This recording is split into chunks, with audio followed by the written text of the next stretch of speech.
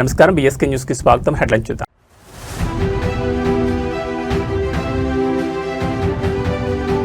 పసుపు దళం పునరుత్తేజం. మంగళగిరిలో ఘనంగా టీడీపీ నూతన కమిటీల ప్రమాణ స్వీకారం.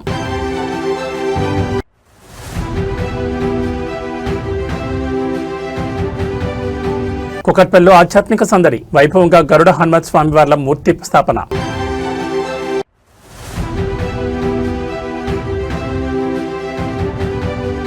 తెలంగాణ భవన్లో చేరికల చోరు. బీఆర్ఎస్ పతాకం కప్పుకున్న ఇతర పార్టీల ముఖ్య అనుచరులు.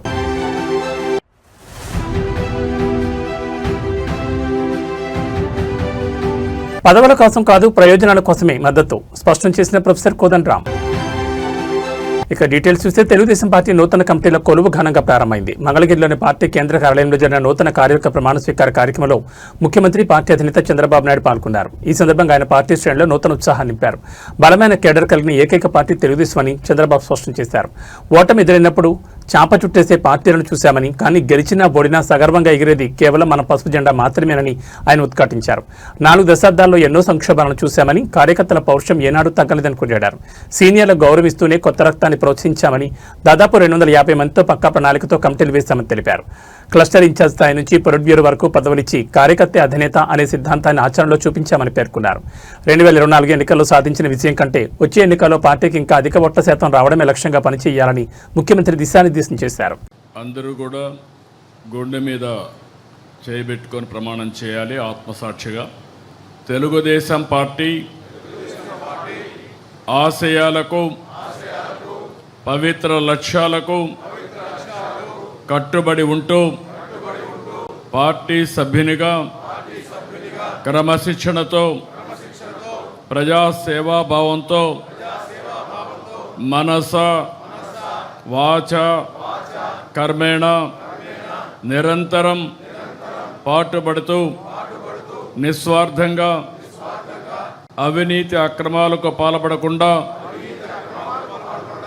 దీక్షా దక్షతలతో, అంకిత భావంతో తెలుగుదేశం ప్రతిష్టను, ప్రతిపత్తిని పరిరక్షించేందుకు ఎల్లప్పుడూ కృషి చేస్తూ పార్టీ మరియు ప్రజలు నాపై ఉంచిన విశ్వాసాన్ని వమ్ము చేయకుండా నిత్య చైతన్యంతో పార్టీకి ఉజ్వల భవిష్యత్తు కల్పించేందుకై నా వంతు కర్తవ్యాన్ని, విధులను బాధ్యతాయుతంగా నిర్వహించగలనని ప్రమాణం చేస్తున్నాను.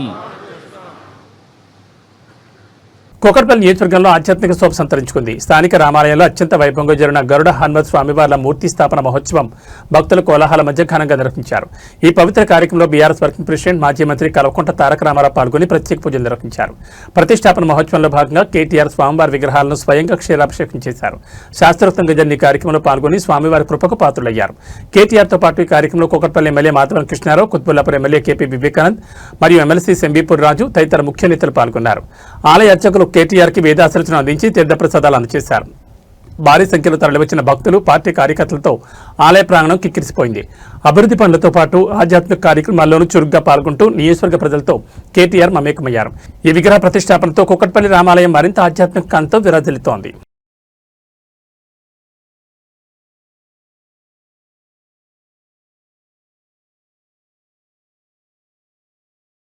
తెలంగాణ రాజకీయాల్లో చేరికల పర్వం ఊపందుకుంది. ప్రధానంగా ఉమ్మడి మహబూబ్నగర్ జిల్లా కల్వకుర్తి నియోజకవర్గంలో కాంగ్రెస్ మరియు బీజేపీ పార్టీలకు గట్టి ఎదురుదెబ్బ తగిలింది.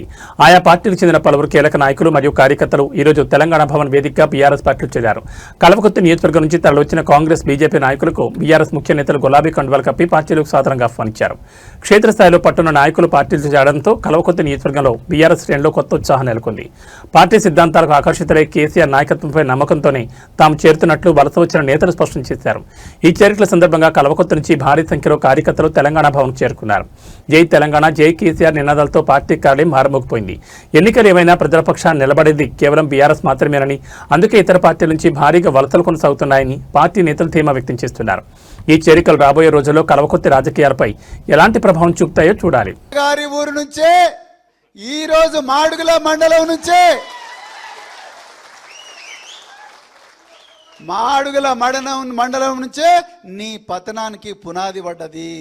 మా శ్రీధర్ గోవింద్, అప్పారెడ్డిపల్లి గ్రామస్తులు, మరెన్నో గ్రామాలు పెద్ద ఎత్తున మీ అత్తగారి ఊరు నుంచే ఇలా తెలంగాణ భవన్కి వచ్చిండ్రు. ఎవరు పాత్రలో పడుతున్నారో మీరు ఒకసారి గుర్తించండి చెప్తూ, మరి ఎంతో బిజీగా ఉన్న ఈరోజు మరి శ్రీధర్ గోవింద్ గారిని మరెందరో పార్టీలో జాయిన్ అవుతున్న ముఖ్య నాయకులందరినీ ఆశీర్వదించడానికి వచ్చిన పెద్దలు గౌరవనీయులు కేటీఆర్ గారికి మరొకసారి హృదయపూర్వక ధన్యవాదాలు చెప్తూ జై తెలంగాణ. ప్రవీణ్ అన్నకు ధన్యవాదాలు. ఇప్పుడు మనం ఎదురు చూస్తున్నటువంటి మన నాయకుడు, మన వర్కింగ్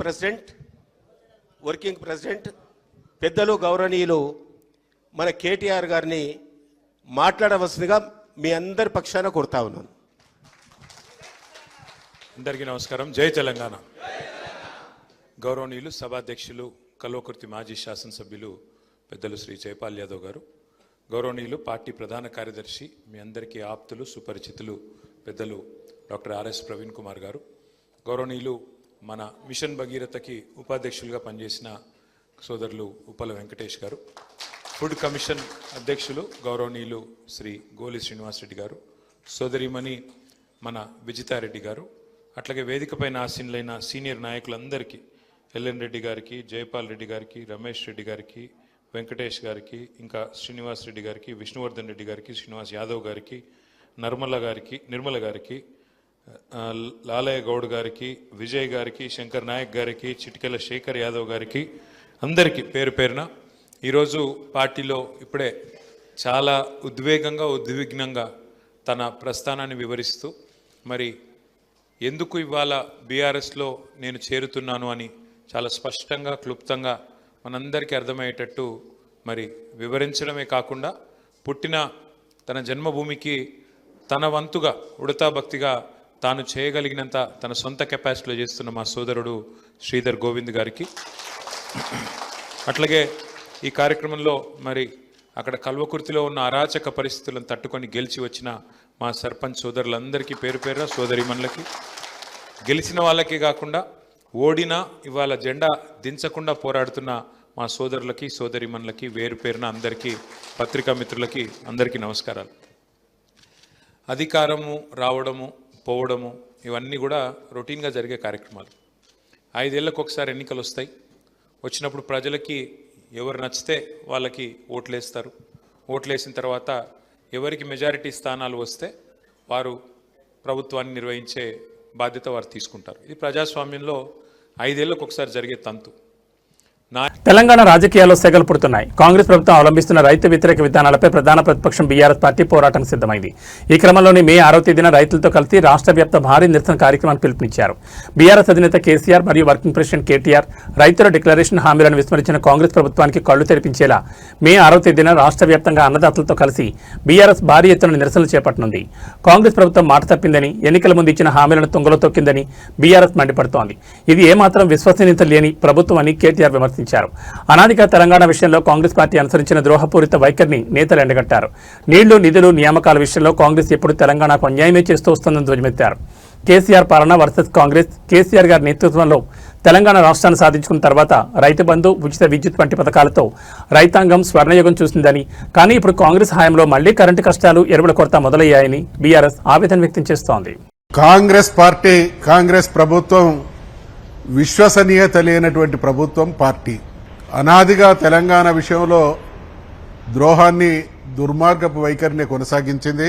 కేసీఆర్ గారి నేతృత్వంలో తెలంగాణ రాష్ట్ర సాధనోద్యమం జరిగి తెలంగాణ రాష్ట్రాన్ని సాధించుకున్న తర్వాత అప్పటి వరకు వ్యవసాయం అంటే దండగా అనేటువంటి పరిస్థితి నుండి తెలంగాణలో వ్యవసాయాన్ని పండగగా తీర్చిదిద్దినటువంటి గొప్ప నాయకుడి చేతి నుండి అధికారాన్ని కైవసం చేసుకోవడం కోసం ఎంత నీచానికైనా ఒడిగట్టడం కాంగ్రెస్ పార్టీ నైజానికి నిదర్శనం అనడానికి నిదర్శనం రైతు డిక్లరేషన్.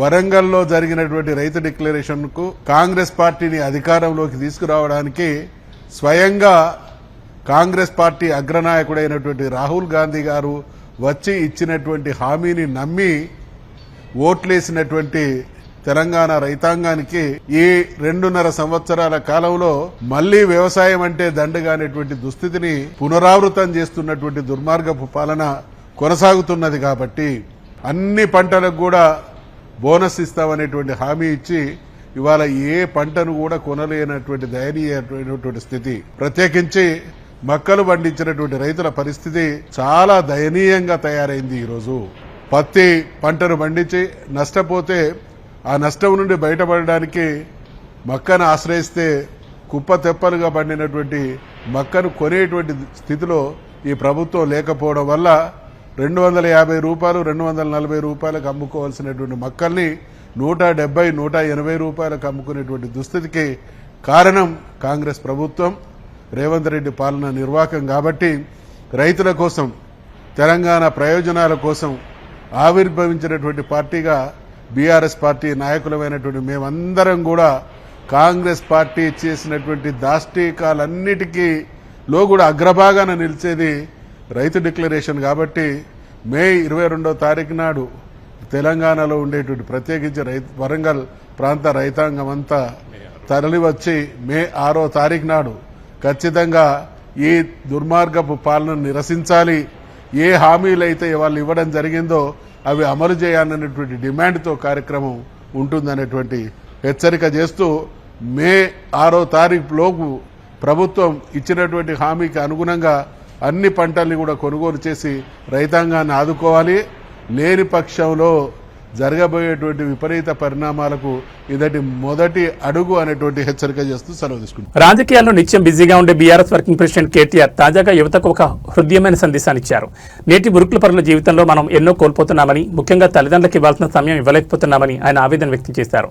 యువతను ఉద్దేశించి ఆయన చేసిన ఈ వ్యాఖ్యలు ఇప్పుడు సోషల్ మీడియాలో అందరినీ ఆలోచింపజేస్తున్నాయి. జీవితంలో మనం ఎంత ఎదిగినా, ఎంత సంపాదించినా మన అమ్మానాన్నలతో గడిపే సమయమే అత్యంత విలువైంది. వీలైనంత ఎక్కువ సమయం వారితో గడపండి కేటీఆర్ సూచించారు.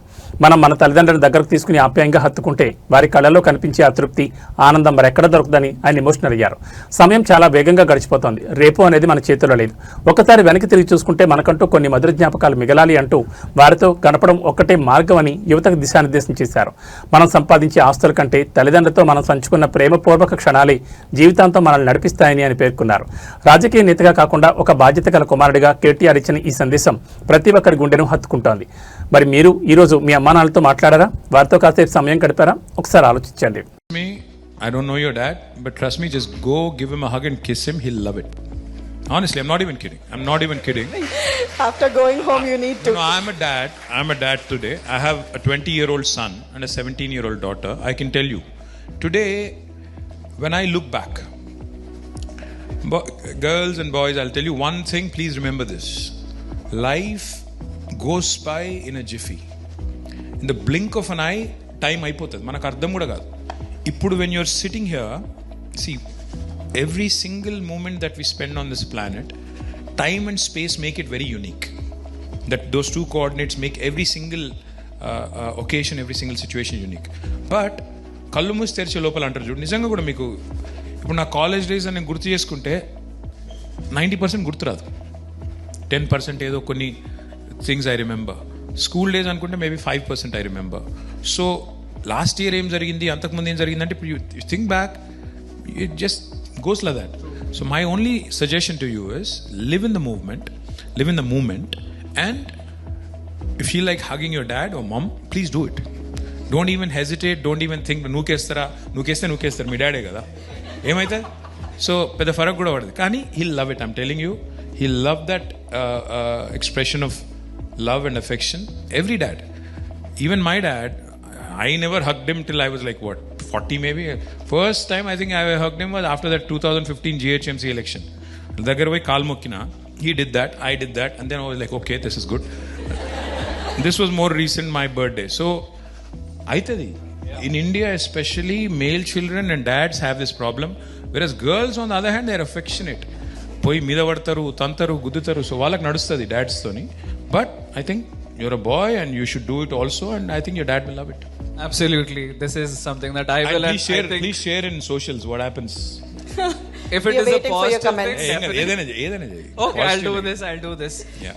Yep. పెట్రోల్ బంకుల వద్ద రద్దీ తగ్గింది. 4,345 బంకుల్లో 47 మినహా అన్నింటా పెట్రోల్, డీజిల్ నిల్వలున్నాయి. కంపెనీల నుంచి బంకులకు 3,714 కిలోలీటర్ల పెట్రోల్, 7,107 కిలోలీటర్ల డీజిల్ పంపారు. బంకుల ద్వారా ఈ రోజు వినియోగదారులకు 1,168 కిలోలీటర్ల పెట్రోల్, 2,086 కిలోలీటర్ల డీజిల్ పంపిణీ చేశారు. 3 జిల్లాల్లో మాత్రమే 10కి పైగా బంకుల్లో నో స్టాక్ బోర్డులు దర్శనమిస్తున్నాయి. పశ్చిమ గోదావరి, కడప, తిరుపతి జిల్లాలో మూతబడిన బంకులకు స్టాక్ సరఫరా కోసం అధికారులు చర్యలు చేపట్టారు. విశాఖ, అనకాపల్లి, పోలవరం, గుంటూరు జిల్లాలోని అన్ని బంకుల్లో స్టాక్ ఉంది. ఇతర జిల్లాల్లో అక్కడక్కడ 1-2 బంకుల్లో మాత్రమే నో స్టాక్ అని కనిపిస్తున్నాయని సంబంధిత అధికారులు వెల్లడించారు.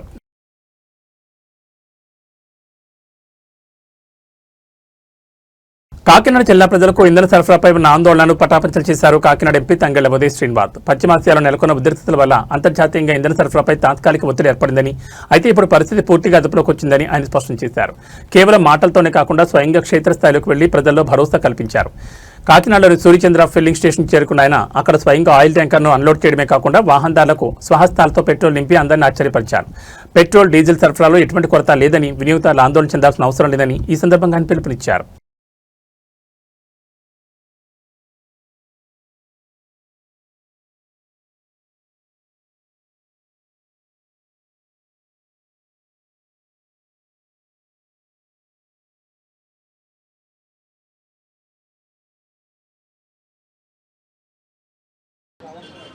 అందరికీ నమస్కారం. రాష్ట్రం అంతటా కూడా డీజిల్ కొరత అని చెప్పి ప్రజలందరూ క్యూస్లో నుంచి ఉంటున్నట్టు మనం ఎన్నో విజువల్స్ అన్నీ కూడా చూస్తున్నాం.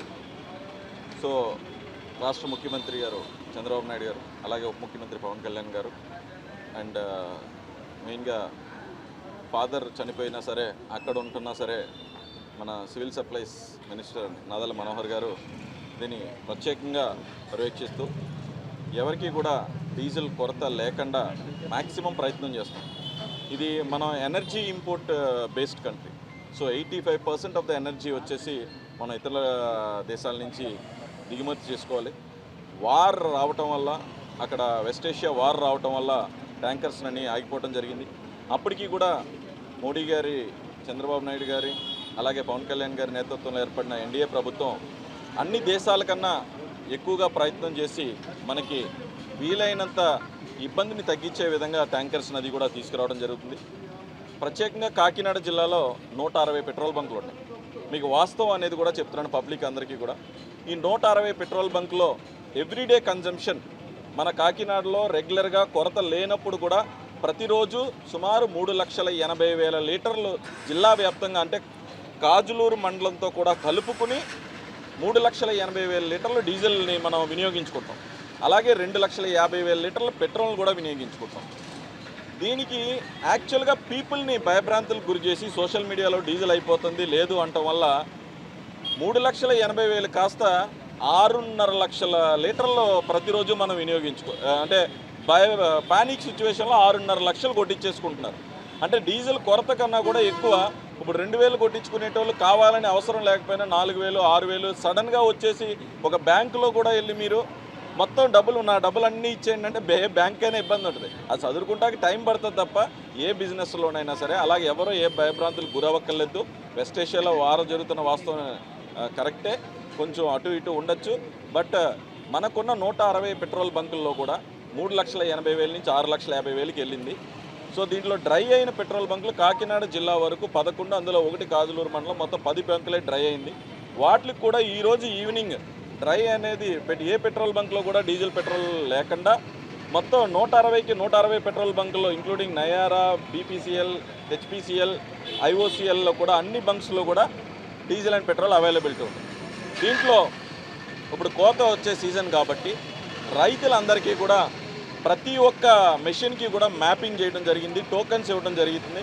ఫస్ట్ ప్రయారిటీలో రైతులు ఎవరో ఇబ్బంది పడకూడదని చెప్పి ప్రతి మిషన్కి కూడా రోజుకి 12 గంటలు పనిచేసే విధంగా 70 లీటర్లు దానికి ఏర్పాటు చేసే విధంగా సివిల్ సప్లైస్ మినిస్టర్ గారు, మేము అందరూ, ముఖ్యమంత్రి గారు, ఉప ముఖ్యమంత్రి గారు ఆదేశాల మేరకు ఇక్కడ పనిచేస్తున్నాం. అలాగే ప్రతి ఒక్క రైతుకి, ప్రతి ఒక్క మిషన్కి కూడా 12 గంటలకు పనిచేసే విధంగా 70 లీటర్లు ఇవ్వడం జరుగుతుంది. ఎక్కడ ఇబ్బంది వచ్చినా, ఎవరికి ఇవ్వలేకపోయినా సరే మీరు కంపల్సరీ డిఎస్ఓ గారిని కానీ, ఎంపీ కార్యాలయం కానీ, అక్కడ ఉన్న సివిల్ సప్లైస్ అధికారులను కానీ మీరు సంప్రదించవచ్చు. ఎవరికి ఏ ఆటంకం లేకుండా ఈ స్మూత్ సప్లై ఆఫ్ ఎనర్జీని ఇవ్వటం కోసం మేము అందరూ కృషి చేస్తున్నాం. అలాగే డిప్యూటీ తహసీల్దార్స్ని వైజాగ్ కూడా పంపడం జరిగింది. వైజాగ్ పంపించి అక్కడ ఉండి ప్రత్యేకంగా అక్కడ ఉండి టెర్మినల్స్ నుంచి రాజమండ్రి నుంచి వైజాగ్ నుంచి టెర్మినల్స్ నుంచి వచ్చే దగ్గర కూడా ఇబ్బంది లేకుండా కాకినాడ జిల్లా వరకు నెంబర్ 1 పొజిషన్లో ఏ ఇబ్బంది లేకుండా సర్వీస్ చేయడం జరుగుతుంది. ఎవరు పానిక్ గురవద్దు. నిజంగా తగ్గినప్పుడు ప్రభుత్వమే నోటిఫై చేస్తుంది. నోటిఫై చేసినప్పుడు ఎంత కొట్టించుకోవాలి ఏం కొట్టించుకోవాలని అప్పుడు ఎదురు చూద్దాం తప్ప ఇప్పుడు పానిక్ అయ్యి మొత్తం కార్లు బళ్ళు అన్నీ కూడా అక్కర్ లేకుండా నింపేసుకుని డ్రైఅవుట్ చేయొద్దని చెప్పి ప్రజలు కూడా మీన్స్ రిక్వెస్ట్ చేసుకుంటూ ఈరోజు ఇప్పుడు కూడా డాక్టర్ గారి బంక్లో ఎప్పటి నుంచో సర్వీస్ చేస్తున్న నెంబర్ 1 బంక్ ఇది. ఇప్పుడు కూడా ట్యాంకర్ అన్లోడ్ చేయడం జరుగుతుంది. సో పబ్లిక్ అందరూ కూడా క్యూస్ అన్నీ కూడా తగ్గిపోయినాయి. సో స్మూత్ సప్లై ఉంటుంది. డెఫినెట్లీ ఏదైనా ఉద్దేశం ఉంటే కనుక గవర్నమెంట్ నోటిఫై చేస్తే అప్పటి వరకు ఎవరో భయపడొద్దని చెప్పి అందరినీ I'm requesting all of you. Thank you. Telangana నూతన డీజీపీగా సివి ఆనంద్ ఎంపిక చేస్తూ ప్రభుత్వం మంగళవారం ఉత్తర్వులు జారీ చేసింది. ప్రస్తుతం డీజీపీ శివధారెడ్డి గురువారం పదవి విరమణ చేస్తున్న నేపథ్యంలో ఆయన స్థానంలో ఆనంద్ మే 1న బాధ్యతలు చేపట్టనున్నారు. ప్రస్తుతం ఆయన హోంశాఖ ప్రత్యేక ప్రధాన కార్యదర్శిగా పనిచేస్తున్నారు. సుప్రీంకోర్టు మార్గదర్శకాల మేరకు యూపీఎస్సీ ద్వారా ఎంపికైన ఆనంద్ 2 ఏళ్ల పాటు ఆ పోస్టులో కొనసాగనున్నారు. 22 ఏళ్ల వయసులో మొదటి ప్రయత్నంలోని ఐపీఎస్కి ఎంపికైన ఆనంద్ 34 ఏళ్ల పాటు ఉమ్మడి రాష్ట్రం తెలంగాణలో అనేక విభాగాల్లో సుదీర్ఘ సేవలందించారు. సిఐడిలో పనిచేస్తున్న సమయంలో కృషి బ్యాంక్ కేసులో ప్రధాన నిందితులు బ్యాంకాక్లో నక్కిన కొసరాజు వెంకటేశ్వరరావును భారత్కు రప్పించడంలో ప్రత్యేక చొరవ తీసుకుని సిఐడి సాధించిన కీలక విజయాల్లో ఒకటిగా నిలిచారు. స్వతహాగా క్రికెట్ క్రీడాకారుడైన ఆనంద్ చదువుకునే రోజుల్లోనే అండర్-22కు ఎంపికయ్యారు. సికింద్రాబాద్ క్లబ్ తరఫున ఆడుతూ 5 సెంచరీలు సాధించారు. 2019లో అఖిల భారత టెన్నిస్ టోర్నీలో ప్రథమ స్థానం సాధించారు. పలు గోల్ఫ్ టోర్నమెంట్లోనూ పాల్గొన్నారు. 2002లో రాష్ట్రపతి శౌర్య పథకం, 2007లో భారత పోలీస్ పథకం, 2017లో రాష్ట్రపతి పథకంతో పాటు ఎన్నో అవార్డులు అందుకున్నారు. పూర్తిస్థాయి డీజీపీ ఎంపికకు సంబంధించి కొంతకాలంగా వివాదం నడుస్తున్న సంగతి తెలిసిందే. ఉత్తరప్రదేశ్ మాజీ డీజీపీ ప్రకాష్ సింగ్ కేసులో డీజీపీ ఎంపికై తాము జారీ చేసిన మార్గదర్శకాలను చాలా రాష్ట్రాలు పట్టించుకోవడం లేదని సుప్రీంకోర్టు తెలంగాణతో పాటు కొన్ని రాష్ట్రాలపై ఆగ్రహం వ్యక్తం చేసింది. దీంతో రాష్ట్ర ప్రభుత్వం సుప్రీం మార్గదర్శకాలకు అనుగుణంగానే అర్హులైన అధికారులతో కొన్ని జాబితాను పలుమార్లు యూపీఎస్సీకి పంపింది. కానీ అందులో తప్పులు దొర్లాయని యూపీఎస్సీ తిప్పి పంపింది. వీటన్నిటిని సరిదిద్ది చివరిగా గత ఫిబ్రవరిలో పంపిన జాబితా నుంచి సివి ఆనంద్, వినయ్ ప్రభాకర్ ఆప్టే, సౌమ్య మిశ్రాల పేర్లను ఎంపిక చేసిన యూపీఎస్సీ ఈ వివరాలను తిరిగి రాష్ట్ర ప్రభుత్వానికి పంపింది. ఈ ముగ్గురు నుంచి సర్కార్ ఇప్పుడు సివి ఆనంద్ను డీజీపీగా ఎంపిక చేసింది.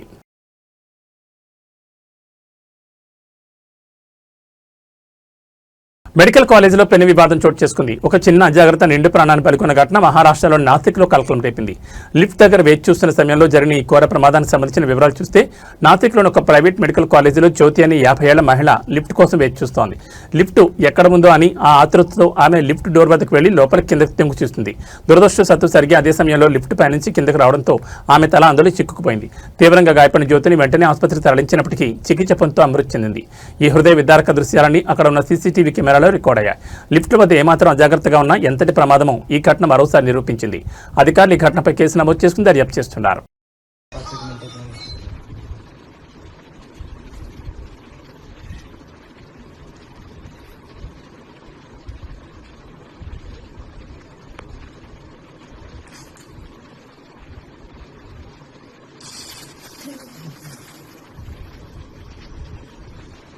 ती लिफ्ट मी बोललेली नाहीये, ती लिफ्ट वरतून आलेली.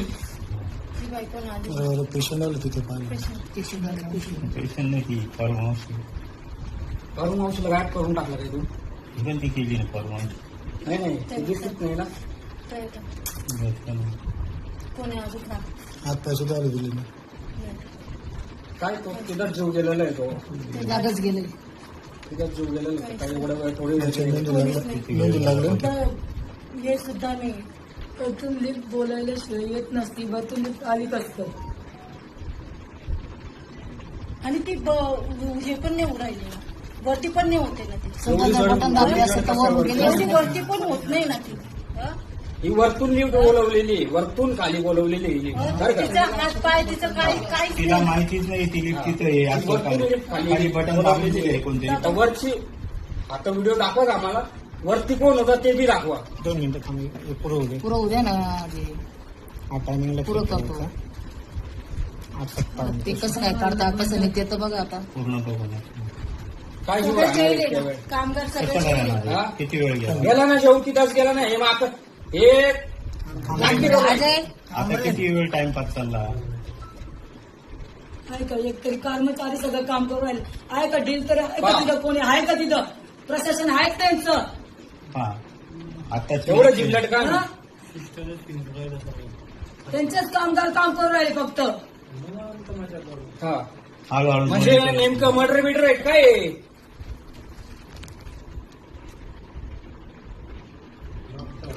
ती अटकेलच आहे ती. गेला नाही जीव तिथंच गेला नाही. यांचा ड्रामा चालू आहे हा सगळा ड्रामा चालू आहे. का भाडकावणी मुद्दाम केलं काही नाही. काहीच नाही एवढी मोठीच वजन कुठे किती शक्य आहे वेळ का? गेला कोणाला आवाज दिला की नाही? ती कोणाला आवाज देते का कोणाला ते कळायला पाहिजे होतं. एक तर खाली कोणी आवाज दिला. खालची सीएडीचं ते हे घ्या. दोन मिनिट थांबा रे. ही काढते वाढता कसं आहे पाहू द्या. हे निघाल्यानंतर आहे ना त्याच अजून त्यांनी काहीच केलेलं नाही. नाही शक्यच नाही शक्य नाही. एवढा वेळ मग तुम्ही व्हेंटिलेटर का ठेवलं?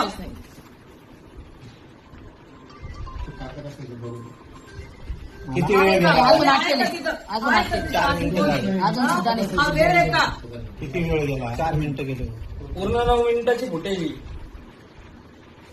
9 मिनिटात कोणता माणसाचा जीव राहणार आहे? एवढं वजन केवढं येते? साधं वजन आहे का? कोणीच नाही. डॉक्टर येईलच नाही. आलाच नाही कोणता डॉक्टर. तो फक्त ज्याच्या त्याच्या याच्याने मजा करतोय तिथं. आता एवढा वेळ झाला तर डॉक्टरांना काही कन्फर्म केलंच नसतं काही.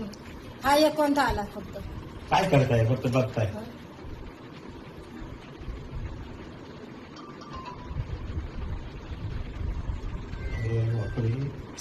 अडलं कसं एवढं रक्त.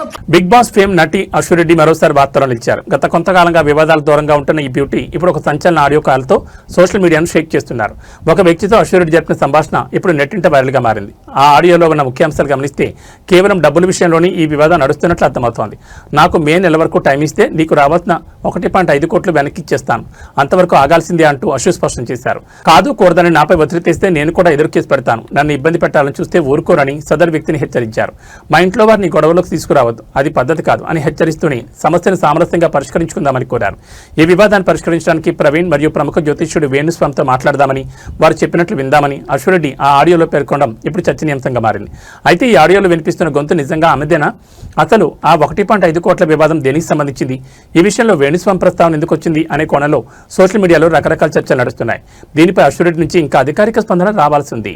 అదే వెంకీ నువ్వు ఇప్పుడు మళ్ళీ ప్రవీణ్ అక్కకు ఫోన్ చేసావు అని చెప్పి కాల్ చేసింది నాకు. Okay, that is your wish, చేసావు. నేను ఇప్పుడు నీకు మళ్ళీ చెప్తున్నాను, మే వరకు టైం ఇస్తే నీకు 1.5 తిరిగి వెనక్కి ఇచ్చేస్తాను త్రూ అకౌంట్. అర్థమైందా? త్రూ అకౌంట్ మే వరకు టైం ఇస్తే నేను నీకు మళ్ళీ వెనక్కి ఇచ్చేస్తాను. ఆ మిగిలిన డబ్బులు అంటావా, నేను లైఫ్ లో సెటిల్ అయినప్పుడు నా దగ్గర ఉన్నప్పుడు నేను ఇస్తాను. అది కూడా నేను ఇవ్వను అనట్లేదు. లేదు కుదరదు నాకు ఇదంతా అవ్వదు అంటే పెద్ద మనుషులకి నువ్వే ఫోన్ చేసావు కదా. నా జీవితంలో పెద్ద మనుషులు ప్రవీణ గారు మాత్రమే. సో ఆ ప్రవీణ అక్కకి వేణుస్వామిని పెడతావా లేకపోతే ఇంకెవరినైనా పెట్టుకుంటావా, నేను పిలుస్తాను, నువ్వు పిలుచుకో. ఓకే, నేను ఇంకా నీ ముఖం చూడాలనుకోవట్లేదు, ఈ విషయం గురించి మాట్లాడాలనుకోవట్లేదు. నాకు మే అనే ఒక్క టార్గెటే కనబడుతుంది, మే వరకు నేను నీకు డబ్బులు ఇవ్వాలి అంతే.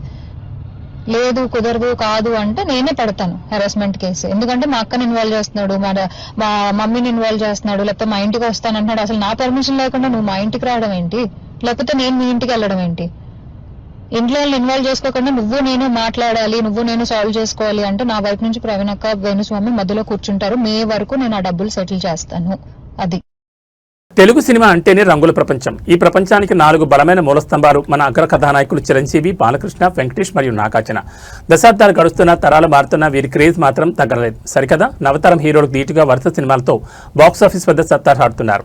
తాజాగా ఈ 4 హీరోలు తమ కొత్త సినిమాలతో అభిమానులను అలరించేందుకు సిద్ధమయ్యారు. వరుస విజయాలతో జోరు మీద ఉన్న మెగాస్టార్ చిరంజీవి పక్కా ప్లానింగ్ తో సినిమాలు పట్టాలెక్కిస్తున్నారు. వాల్తేరు వేరే వంటి బ్లాక్ బస్టర్ తర్వాత దర్శకుడు బాబీతో మరోసారి చేతులు కలిపారు చిరంజీవి.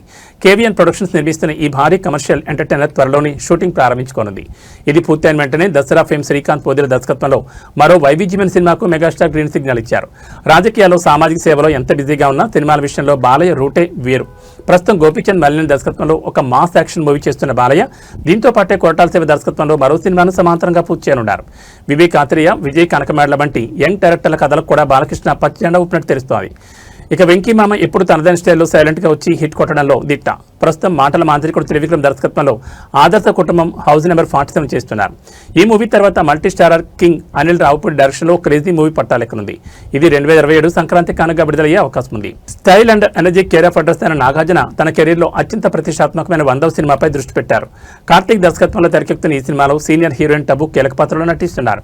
ఈ ప్రాజెక్ట్ తర్వాత కళ్యాణ్ కృష్ణ దర్శకత్వంలో అక్కినేని హీరోలందరూ కలిసి నటించే ఒక ఫ్యామిలీ డ్రామా రూపొందే అవకాశాలు పుష్పంగా ఉన్నాయి. చూసారుగా, వేగంలోనూ వైవిధ్యంలోనూ యంగ్ హీరోలకి ఏమాత్రం తగ్గకుండా ఈ నలుగురు పిల్లర్స్ దూసుకుపోతున్నారు.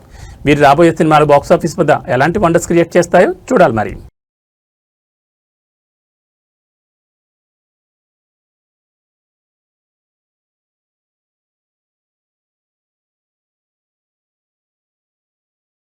తెలంగాణ జనసమితి ఆవిర్భావ దినోత్సవ వేడుకలు ఘనంగా జరిగాయి. ఈ సందర్భంగా పార్టీ అధ్యక్షుడు ప్రొఫెసర్ కోదండరాం కాంగ్రెస్తో తమ బంధం మరియు పార్టీ భవిష్యత్ కార్యాచరణపై కీలక వ్యాఖ్యలు చేశారు. రాజకీయ వ్యూహాల్లో భాగంగానే తాము కాంగ్రెస్కు మద్దతు ఇచ్చామని ఆయన స్పష్టం చేశారు. మాకు మంత్రులను కావాలని, ఎమ్మెల్యేలకు కావాలని ఆశ లేదు. మంత్రి పదవి ఇస్తామని కాంగ్రెస్ మాకు చెప్పలేదు. మేము కూడా అడగలేదని కోదండరాం తేల్చి చెప్పారు.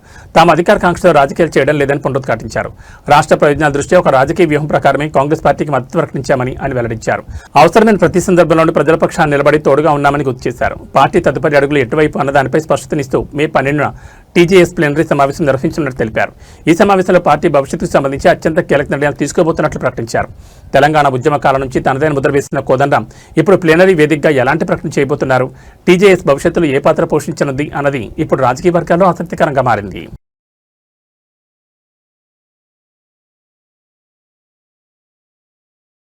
ఉత్తరప్రదేశ్లోని ఆగ్రాలో ఒక భారీ ప్రమాదం త్రుటిలో తప్పింది. అచ్చేరా మార్కెట్లోని ఒక టైలర్ షాప్లో అకస్మాత్తుగా అగ్ని ప్రమాదం సంభవించింది. అయితే అక్కడ ఉన్నవారి సమయస్ఫూర్తి వల్ల ప్రాణ నష్టం జరగకుండా పెను ప్రమాదం తప్పింది. ఆగ్రా అచ్చేరా మార్కెట్లోని ఒక టైలర్ షాప్లో బట్టలు ఇస్త్రీ చేస్తున్న సమయంలో ఈ ప్రమాదం జరిగింది. ఇస్త్రీ కోసం ఉపయోగిస్తున్న గ్యాస్ సిలిండర్ నుంచి ఒక్కసారిగా లీకేజ్ ఏర్పడి మంటలు చెలరేగాయి. క్షణాల్లో మంటలు షాప్ అంతటా వ్యాపించడంతో చుట్టుపక్కల దుకాణదారులు, ప్రజలు తీవ్ర భయాందోళనకు గురయ్యారు. ప్రమాదం జరిగిన వెంటనే షాప్ సిబ్బందిని మరియు స్థానికులు ఏమాత్రం పానిక్ అవ్వకుండా ధైర్యంగా స్పందించారు. అందుబాటులో ఉన్న నీళ్లతో మరియు ఇతర సాధనాలతో మంటలను అదుపు చేసేందుకు తీవ్రంగా ప్రయత్నించారు. స్థానికుల వేగవంతమైన స్పందన వల్ల మంటలు పక్కన ఉన్న షాపులకు మరియు గ్యాస్ సిలిండర్ పేలకుండా నిరోధించగలిగారు. దీంతో అందరూ ఊపిరి పీల్చుకున్నారు. ఇలాంటి సమయాల్లో భయపడకుండా సమయస్ఫూర్తితో వ్యవహరిస్తే ఎంతటి ప్రమాదాన్నైనా అడ్డుకోవచ్చని ఈ ఘటన నిరూపించింది. ఏదేమైనా రద్దీగా ఉండే మార్కెట్ ప్రాంతాల్లో ఇలాంటి ప్రమాదాలు జరగడం పట్ల స్థానికులు అప్రమత్తంగా ఉండాలని అధికారులు సూచిస్తున్నారు.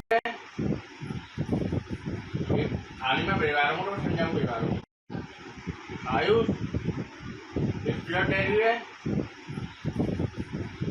हाल ही में परिवारों को समझाऊँ परिवारों को डेयरी आ रही क्या अब यार कर पाना यार ओके तो कंडक्टर व्यवस्था करते मेरी क्या बोलो डेयरी यार कल पर कर रहा यार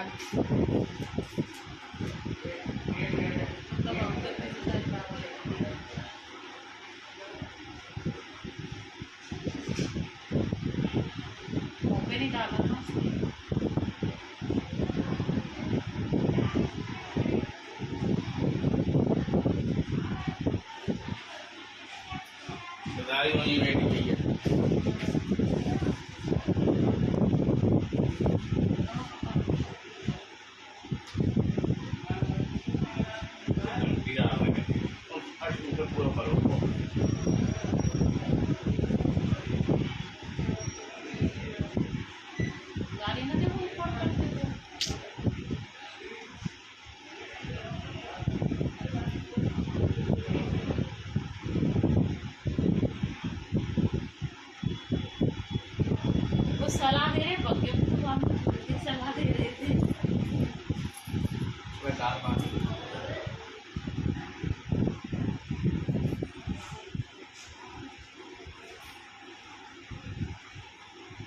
घंटे लोटन के करा रहा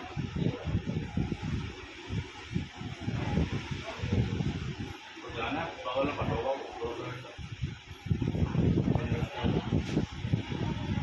कैसे होगा